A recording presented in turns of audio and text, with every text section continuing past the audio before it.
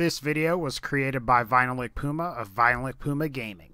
What's going on, guys? This is VinylicPuma, and today I want to do the answer portion to the second subscriber Q&A for the channel, so let's just start. So our first question comes from Cody Crumpton, and he asks, do you play Destiny? Well, no, I don't. I mostly game on PC and Wii U, and I don't have a PS4 or Xbox One yet.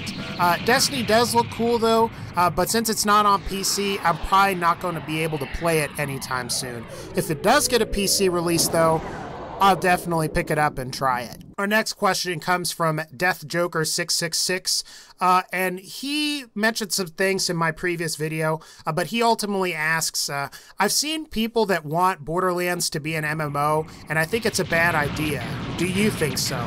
And I am going to say, yeah, I think it is a terrible idea. The only franchise that has made a successful MMORPG was the Warcraft franchise with World of Warcraft. Ever since then, it seems like every other video game franchise that has tried to become an MMO has failed miserably. Most recently, we had The Elder Scrolls Online, and you went from Skyrim, which was probably one of the best games of 2011, and you tried to MMORPG-ize it, if that makes sense, and it was a failure. The one that personally, breaks my heart, for those of you that are familiar with the Star Wars Knights of the Old Republic series, they tried to turn that into an MMO with Star Wars The Old Republic. BioWare basically took one of the best games it's ever made with the first Star Wars Knights of the Old Republic game and utterly destroyed the franchise by trying to turn it into an MMO. So honestly, I guess in summary, I think Gearbox, instead of trying to chase the MMORPG bandwagon, they should spend time refining, tweaking, and making Borderlands as it is now better.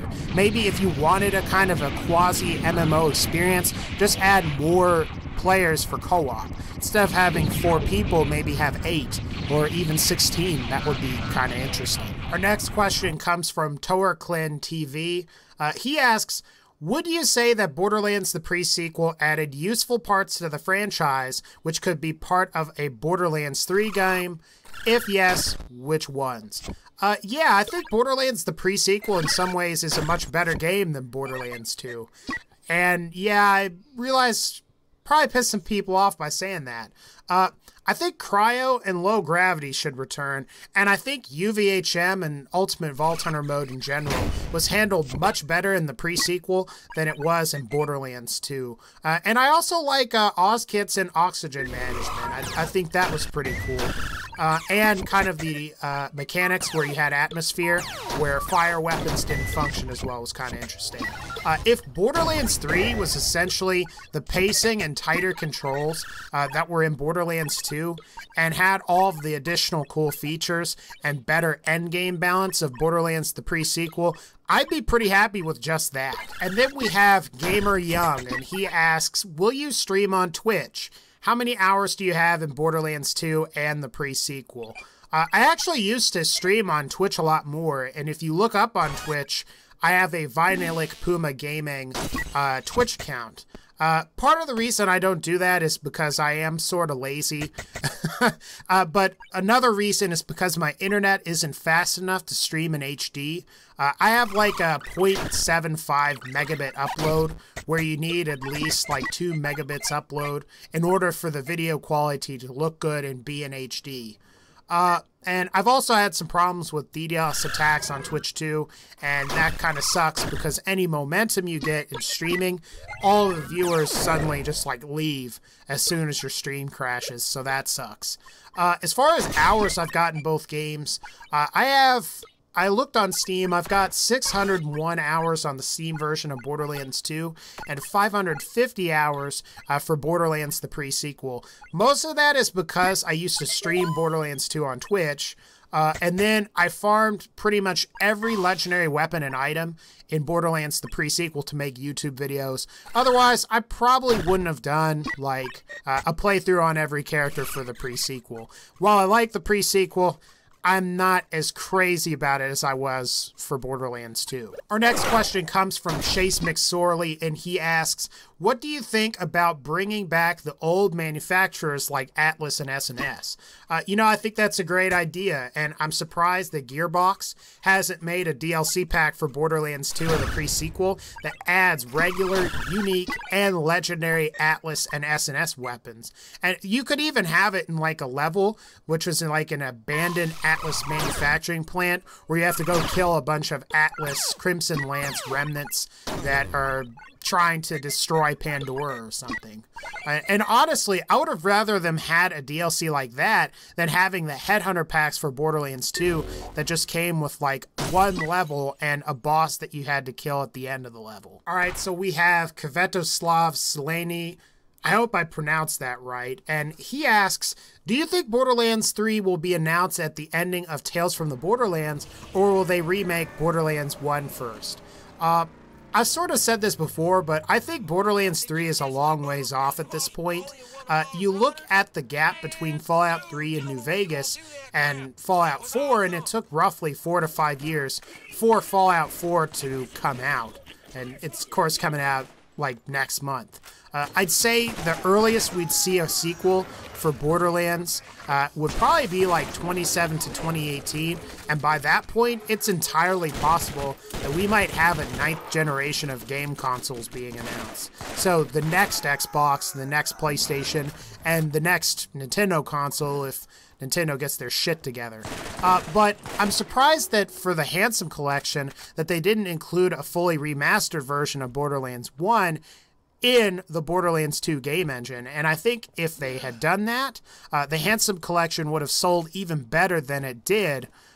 And, hopefully they do make a remastered Borderlands 1. I think Resident Evil, the first game, of course it came out on the PlayStation, I think the PC, and they remastered the first game like 6 years later. And I mean, you look at the PlayStation 1 version and then the GameCube version.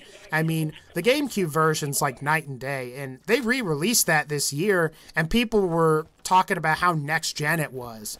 So, honestly, I think Gearbox should do that. They should update the first game, because that game, I think, really needed some voice acting in some of those sections, because you missed out on some of the story if you didn't read the text. Then we've got a question from Terry W., and he asks, are you looking forward to Battleborn?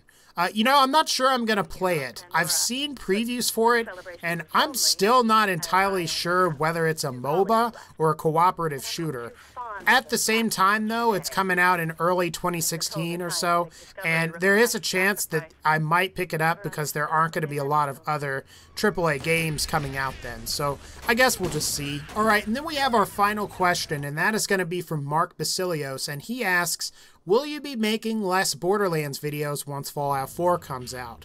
And get ready for a long answer. I will be initially. In the long run, I'm going to have to get a feel for what my competition is actually going to be for making Fallout 4 videos. And if it's anything like the pre-sequel launch, at the time of the pre-sequel launch, it was really difficult for me to make videos that would get over 1,000 views because there were so many people making videos for the pre-sequel that anything that I made just got like lost in the crevices of YouTube. Ideally, though, and I've kind of said this and alluded to this in the past, before like April and before the Claptastic Voyage came out, and I got a whole new influx of a lot of subscribers and stuff. Ideally, what I'd like to do with this channel is explore new games to play, because I don't see another Borderlands game coming out anytime soon, particularly one that isn't story-driven like Tales from the Borderlands. And ultimately, when Borderlands 3 comes out, I'm definitely going to make videos. I also think I'm going to continue to make Borderlands videos probably for another year, but I am, in that meantime, I'm going to be looking at some more games to play, just because I kind of want to grow my audience here on YouTube. And really, with Borderlands, I don't really feel like I can do that indefinitely for forever. But anyway, guys, I think that's going to pretty much wrap up this Q&A. I hope you all enjoyed this. If I didn't answer your question, I'm going to wait maybe an hour or two after this goes up. Maybe a day, who knows. And then I will answer the remaining questions on the previous video where I asked you guys to ask your questions, and that's going to be the 3 gun ideas for Borderlands 3. As always, again, take care, and I'll see y'all next time.